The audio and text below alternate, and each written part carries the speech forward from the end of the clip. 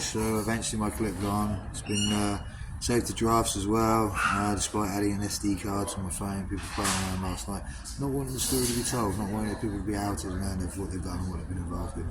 The funniest bit is I really don't give a shit. It's the way it's going to work. I've actually spoken to someone who's going to have a chat with the local MP for me and find out how I can contact him and have a proper sit down and have a chat. So that's how things will be looked at now. So people want to play their stupid little hacking, which is cyber terrorism game, and all the rest of it.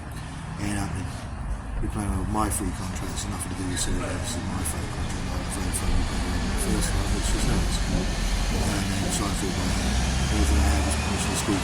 She told me she had Vodafone look into it and all the rest of it, which I don't believe for a second. So when it goes to court, she's taken on that as well. She won't get any backing from me, she's not getting backing from GCHQ. At the end of the day, she's getting backing from no one. She's a very stupid little girl who's become a criminal and a child abuser. Now those are the actual facts, it's not going to make it up. I haven't got to be malicious about it, I haven't got to be angry about it or anything like that. She's done it to herself and allowed people around her to control, coerce her in a toxic environment. Sorry, I'm quoting adult social services who work with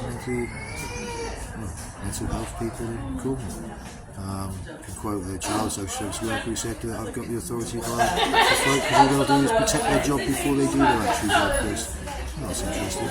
Domestic abuse charity, well, you owed your day in court because you have been domestically abused, Chris. Oh, right, brilliant. In fact, they had a solicitor offering to take it on from me. All I had to do was get a bit of paperwork signed by them. Instead, they said, well, Chris, we can do this, said we'll refer you. It'll take about 8 months to do. 8 months for a man to have his day in court against a woman for domestic abuse. Disgrace.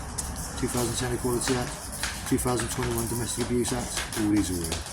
So the story will continue later on today. We'll talk a little bit more about Adam Phillips and his little gang of little terrorists who want to use listening tech to listen next door.